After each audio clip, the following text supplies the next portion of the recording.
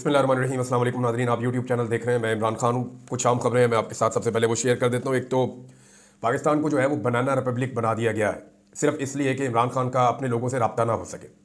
जब से पाकिस्तान तहरीक इंसाफ ने यह कॉल दी है कि वो फाइनल एहतजाज करने जा रहे हैं और इमरान खान साहब ने अब इस तरह का ऐलान किया है या उनकी पार्टी ने इस तरह का ऐलान किया है कि बहुत बड़ी तादाद में वो पाकिस्तानियों को लेकर एक ख़ास मौके पर, यानी उस वक्त जब प्रेशर बहुत ज़्यादा होगा, जब आलमी प्रेशर ज़्यादा होगा, जब लोकल पब्लिक का प्रेशर बहुत ज़्यादा होगा और जब चीज़ें तकरीबन इस हुकूमत के हाथ से, वो तो अभी निकल गई हैं क्योंकि अभी IMF ने नई शराइत रख दी हैं। IMF का वफ़द जब आया तो IMF ने मुलाकात की और उसमें जो अब लेटेस्ट चीज़ें सामने आ रही हैं, IMF का मुतालबा है और मुतालबा उनका ये है कि नए टैक्सेस लगाए जाएँ। अब वो कम से कम 180 अरब रुपए के नए टैक्सेस लगवाना चाहते हैं कि कम से कम इतने टैक्सेस मज़ीद पाकिस्तान लगाए। अब या तो टैक्सेस लगाए तो या फिर जो है वो अपने अखराजात कम करे। ये हुकूमत अखराजात तो कम कर नहीं पा रही। सिर्फ पंजाब की जो हुकूमत है उसका खसारा आपको पता है 150 अरब से ज़्यादा का है। तो ये पंजाब हुकूमत का खसारा इतना ज़्यादा है कि इतने का तो PIA नहीं बिक रहा हमारा, और ये एक दफ़ा का खसारा है इनका। अभी ये जब पूरे साल का खसारा आएगा तो वो भी आपके सामने आएगा डाटा, आप हैरान हो जाएंगे। खैबर पख्तूनख्वा की कारकर्दगी बहुत अच्छी है, लेकिन वैसी कारकर्दगी ये लोग कर नहीं पाएंगे क्योंकि देखें उनकी भी एक मजबूरी है। पंजाब हुकूमत है मुस्लिम लीग नून की, ज़बरदस्ती बनी हुई है, लेकिन है तो सही उनकी हुकूमत। अब पंजाब के अंदर मसला ये है कि पब्लिक उनकी शक्ल पसंद नहीं करती। अवाम को मनाने के लिए वो पैसा ज़ाया कर रहे हैं, अवाम को राज़ी करने के लिए वो पैसा ज़ाया कर रहे हैं कुछ ऐसी स्कीमों के ऊपर जिनसे ऑप्टिक्स क्रिएट होते हैं। यानी इमरान खान को दबाने के लिए एक तो इनका बजट ही बहुत बड़ा इन्होंने कर दिया है कि जनाब पाकिस्तान तहरीक इंसाफ को दबाओ, इसके ऊपर जुल्म और ज्यादती करो।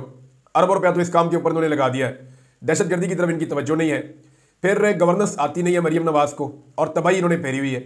जिस वक्त पंजाब को सबसे ज़्यादा ज़रूरत थी अपने चीफ सेक्रेटरी की, अपनी माहौलियात की मिनिस्टर की या अपनी वज़ीर आला की, उस वक्त ये बेहतरीन मुल्कों के अंदर अच्छी आबो हवा में सैर करने के लिए अपनी फैमिली के साथ निकल लिए इलाज करवाने के लिए, और दूसरी जानिब पाकिस्तानियों को या पंजाब के शहरियों को छोड़ दिया बदतरीन तारीख की स्मोग में परेशान होने के लिए।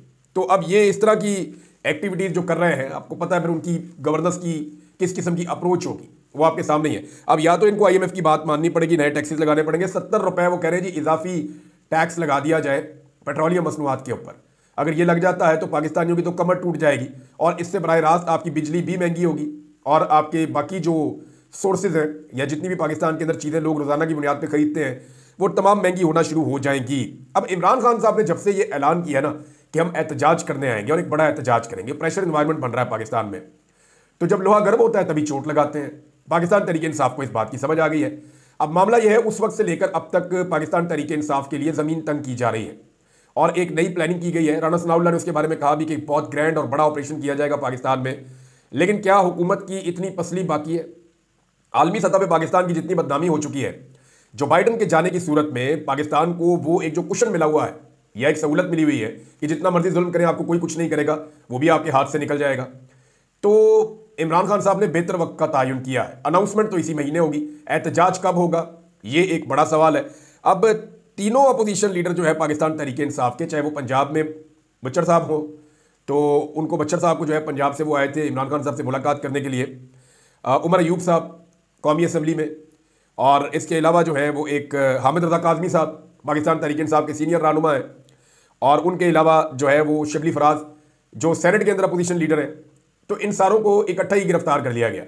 ये अदालती अहकामात लेकर आए थे इमरान खान साहब से मिलने के लिए और ये बिफोर टाइम पहुंचे। इनकी 2 बजे मुलाकात थी तो उससे पहले पहुंच गए। अदालती अहकामात ऑर्डर इनके पास मौजूद था और जेल के अमले ने यकीन दहानी करवाई थी अदालत को कि ये जब भी आएंगे इनकी मुलाकात करवाने के लिए हम पाबंद हैं, हम मुलाकात करवाएंगे। हुकूमत ने एक दरखास्त और दी थी कि जनाब कुछ करें और करके जो है ये जो सियासी गुफ्तगू इमरान खान साहब कहते हैं ये बंद करवा दें, लेकिन इस दरखास्त को भी रद्द कर दिया था अदालत ने।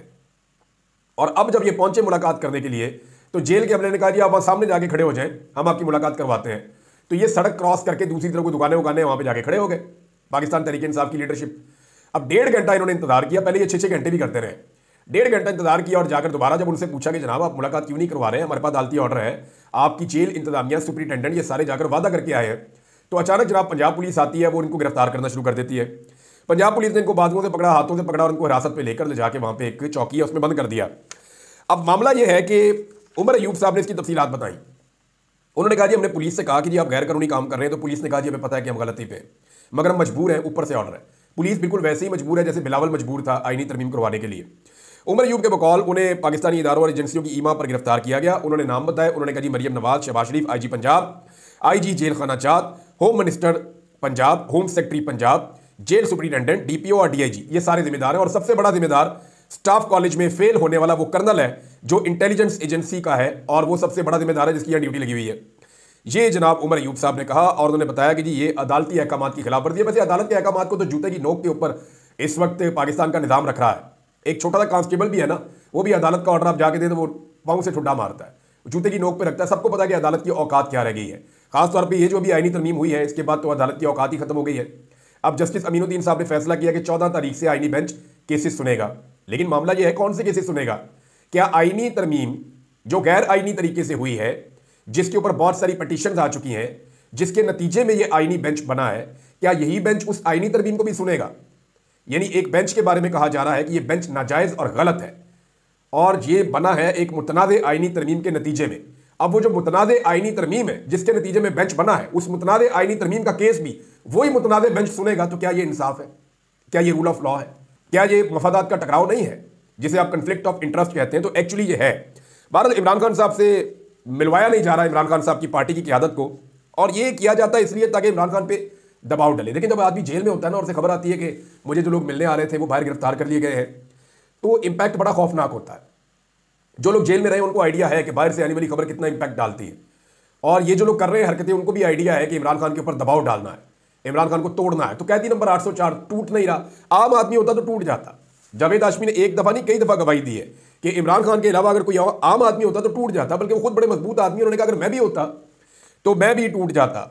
अब इमरान खान के मामले में पाकिस्तानी रियासत जो है ना, वो अजीबोगरीब काम कर रही है। मिसाल के तौर पर अब इमरान खान साहब इस वक्त सिर्फ जुडिशियल कस्टडी में, जेल में, वो किसी जुर्म में अंदर नहीं है, जुडिशियल कस्टडी कि जनाब इनकी तफ्तीश चल रही है। अब यहां पे तोशाखाना 2 का केस है जिसकी जुडिशियल कस्टडी में इमरान खान साहब है, उसकी जमानत लगे हुए कई महीने हो गए। हालांकि कोई भी मुलजिम होता तो जमानत का फैसला 1-1.5 हफ्ते में हो जाता है, लेकिन कई महीने हो गए हैं इमरान खान साहब की जमानत के ऊपर अभी तक फैसला नहीं हो पा रहा।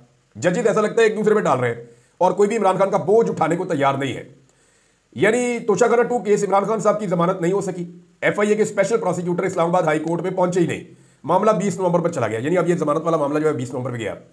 दूसरा जो है यही केस तोशाखाना 2 केस, इमरान खान साहब की बरीयत का फैसला आज होना था, और वो भी अदालत ने हुक्म दिया हुआ था, लेकिन जो जज शाहरुख अर्जुमन है वो पहुंचे ही नहीं जेल के अंदर फैसला सुनाने के लिए। अब आप अंदाजा कीजिए कि जजेस एक दूसरे पे डाल रहे हैं कि भाई आप कर लें, आप कर लें, मैं नहीं बोझ उठा सकता इमरान खान साहब का। इतना दबाव है एस्टेब्लिशमेंट का कि इमरान खान साहब को अभी नहीं छोड़ना। और दबाव का अंदाजा आप यहां से भी लगा लें कि इमरान खान साहब को जो लोग मिलने जाते हैं उन्हें भी मुलाकात से रोकने के लिए किस किस्म के हथकंडे अपनाए जा रहे हैं। सलमान अकरम राजा साहब ने एक वार्निंग टाइप की चीज जारी की है। वो ये कह रहे हैं, एस्टेब्लिशमेंट को उनका पैगाम है, वो ये कहते हैं कि हम उन्हें कहते हैं कि अपनी आईनी हुदूद में रहो, रियासत में गालिब होना छोड़ दो, अदलिया को मगलूब ना करो, वोट चोरी करना छोड़ दो, मुआशरे में झूठ फैलाना छोड़ दो। अगर मानते हैं तो ठीक है। बसूरत दीगर ये सारे कह रहे हैं कि सड़कों के ऊपर फैसला होगा, एहतजाज किया जाएगा। मुस्तफा नवाज खोखर ने भी मिलता जुलता स्टेटमेंट दिया है एस्टेब्लिशमेंट के हवाले से, और उन्होंने जो बात की है उनकी बात में एक नुक्ता नज़र से काफ़ी वजन है। उन्होंने कहा कि एस्टेब्लिशमेंट के बस की बात नहीं रही कि अब वो 25 करोड़ अवाम के इस मुल्क को चला सके। रियासत को अपना तशख्खुस सिक्योरिटी स्टेट से बदलना पड़ेगा। अफगानिस्तान में जंग खत्म हो चुकी है, मुफ्त के डॉलर्स आना बंद हो चुके हैं। ऐसी बात फवाद चौधरी साहब ने भी की है कि जनाब अब रियासत को, एस्टेब्लिशमेंट को सोचना पड़ेगा कि वो सारे लोगों को कंट्रोल नहीं कर सकते। ये मुमकिन नहीं है कि आप हर बंदे के पीछे एक बंदूक लगा दें, ऐसा हो नहीं सकता। ये धक्केशाही के साथ मुल्क चलेगा नहीं, आपको मुल्क को सीधे तरीके से और सही तरीके से चलाना पड़ेगा। एक नाज़रीन बहुत बड़ी खबर है, और वो खबर है अमेरिका से रिलेटेड। अमेरिका ने जो 2 लोग लगाए हैं, कौमी सलामती के मुशीर और वजीर खारजा, इन 2 ओहदों के लिए जिन लोगों को चुना है उनको लेकर मौजूदा हुकूमत बहुत परेशान है। और सिर्फ मौजूदा हुकूमत परेशान नहीं है, और भी बहुत सारी चीज़ें हैं। मैं इन दोनों लोगों के बारे में तफसीलात इकट्ठी करके अगले वीलॉग में आपको बताऊंगा, क्योंकि जुल्मे खलीलदाद ने भी एक आर्टिकल शेयर किया है, और सब ये कह रहे हैं कि डोनाल्ड ट्रंप के सदर बनने से पहले पहले पाकिस्तान के अंदर जो रजीम इस वक्त मौजूद है वो अपनी जुल्म और ज्यादतियां और नाइंसाफियां बंद कर दे, इमरान खान साहब को और सियासी कैदियों को छोड़ दे, वरना जो बाइडन के जाने के बाद इनके लिए सूरत हाल मुश्किल हो जाएगी। अभी उनका एनालिसिस है गोरों का, तो उनका जो एनालिसिस है वो मैं आप तक पहुंचा दूंगा। और ये 2 लोग कौन है और ये कैसे प्रॉब्लम क्रिएट कर सकते हैं, क्योंकि इनमें से एक के बारे में तो बड़ा क्लियर है कि वो फौज का बड़ा दुश्मन, वो ये कहता है कि डिक्टेटरशिप नहीं होनी चाहिए, और उसके क्या अफकार है। अब सारी चीज़ें एक आदमी में अच्छी नहीं हो सकती, अलग सोच के लोग हैं, लेकिन पाकिस्तान पे इंपैक्ट क्या आने वाला है इसके ऊपर एक वीलॉग करेंगे, थोड़ी देर के बाद मैं आपको बताऊंगा। लेकिन जो जरताज गुल वजीर साहबा हैं और शेख वक्कास अकरम साहब हैं, ये दोनों सोशल मीडिया के हक में बोल पड़े हैं। इन दोनों ने क्या कहा मैं आपको बता दूं। शेर अफजल मरवत साहब ने यह कहा था कि इस सोशल मीडिया के लोगों की वजह से पाकिस्तान तहरीक इंसाफ को सजा मिलती है। मेरे ख्याल में वो भी क्लैरिफिकेशन देंगे कि उन्होंने किन लोगों के बारे में कहा। सारे सोशल मीडिया को आप टारगेट नहीं कर सकते। गाली देना बुरी बात है, लेकिन ये कहना कि इद्दत का केस गाली की वजह से बना है, नहीं, ये नहीं। इद्दत का केस बेशर्मी, बेगैरती और ढिठाई की वजह से बना है। इद्दत का केस इसलिए बनाया गया ताकि इमरान खान साहब को इलेक्शन में डैमेज किया जा सके। ये जितना जुल्म और ज्यादती पाकिस्तान में हुई है, ये किसी चीज का रद्द-ए-अमल नहीं है। ये किसी चीज का रद्द-ए-अमल नहीं है, किसी जुल्म और ज्यादती का रद्द-ए-अमल नहीं है। इस तरह तो कल आप कहेंगे कि 9 मई के रद्द-ए-अमल में ये सारा कुछ हुआ जो कुछ भी पाकिस्तान में हुआ। ये 9 मई से पहले फिर कौन मार कुटाई कर रहा था? 9 मई से पहले क्यों लोगों को गिरफ्तार किया जा रहा था? 9 मई से पहले जुल्म और ज्यादती क्यों हो रही थी? ये सब कुछ भी आपको सोचना पड़ेगा ना। अरशद शरीफ जो है वो पाकिस्तान से कब गए थे? 9 मई से पहले गए थे। तो 9 मई के बारे में तो इमरान खान साहब खुद कहते हैं कि हमें टारगेट किया गया है, और ये एक फॉल्स फ्लैग ऑपरेशन वो इसको करार देते हैं जब तक कि कोई जुडिशियल इंक्वायरी इसके ऊपर नहीं होती और फुटेज सामने नहीं आ जाती। बहरहाल जरताज गुल वजीर साहब कह रही है कि सोशल मीडिया ने हमें 8 फरवरी का इलेक्शन जितवाने में बड़ा किरदार अदा किया। लोगों तक हमारे इंतखाबी निशान सोशल मीडिया ने पहुंचाए। आज पार्लियामेंट में हम इमरान खान और सोशल मीडिया की वजह से हैं, वरना हम तो अपने हलकों में भी नहीं जा सकते थे, हमें हिरासत में लिया जाता था। लेकिन ये वो खातून कह रही है जो वाकई अपने हलके में गई थी अपनी जान खतरे में डाल के। मैं बहुत सारे पाकिस्तान तहरीक इंसाफ के तुर्रम खान लोगों को जानता हूं जो अपने हलके में बाहर निकलते हुए डरते थे। पब्लिक उन्हें कॉल्स करती थी कि खुफिया डेरे पे आ जाए, मुलाकात करने, मिलते ही नहीं थे किसी को। बस हर एक को टेलीफोन के ऊपर कहते थे कि जनाब आप हमें वोट डलवा दें, आप मेहरबानी करें, हमारा ये इंतखाबी निशान है, आप इमरान खान के नाम पे हमें वोट डलवा दें। ज्यादातर लोग ऐसे करते थे। लेकिन ये जरताज गुल वजीर को मैंने खुद देखा, इन्होंने अपनी जान जोखिम में डाल के अपने हलके में ना सिर्फ गई बल्कि खतरात के बावजूद वहां पे इलेक्शन लड़ा। अब वो खातून भी कह रही है कि सोशल मीडिया इतना तगड़ा था और नखरे वो लोग कर रहे हैं जो अपने हलके में निकलने की औकात नहीं रखते थे। बहुत सारे ऐसे लोग हैं। और नॉर्मली मैं ये देख रहा हूं कि पाकिस्तान तहरीक इंसाफ में इस वक्त सोशल मीडिया के ऊपर जो लोग अटैक कर रहे हैं, ये वो लोग हैं जो इस सिस्टम के इस वक्त बेनिफिशियरी है या इस वक्त कंफर्टेबल पोजीशन में या सिचुएशन में। यानी जिन लोगों का इस वक्त दाव लगा हुआ है ना, या जो लोग इस वक्त जरा खुश हैं, खुशहाल हैं और उन्हें कोई ज़्यादा प्रॉब्लम नहीं आ रही, अच्छा नाम बन गया है, अच्छी नौकरी मिल गई है, अच्छा काम चल रहा है, इस स्टेटस में वो हैप्पी है, उनकी फैमिली खुश है, वो लोग सोशल मीडिया के ऊपर अटैक कर रहे हैं। हालांकि जितनी कुर्बानी पाकिस्तान तहरीक इंसाफ के लिए सोशल मीडिया ने दी है, उतनी कुर्बानी मेरा ख्याल नहीं है कि किसी और ने इस वक्त पाकिस्तान में दी है। शहबाज शरीफ साहब के साथ नादरीन एक के बाद एक ज्यादती हो रही है। वो जब भी बेचारे ट्वीट करते हैं वीपीएन लगा के, मियाँ साहब छुप छुप के बेचारे वीपीएन लगा के ट्वीट करते हैं। वो जैसे ही ट्वीट करते हैं उनको कम्युनिटी नोट लग जाता है।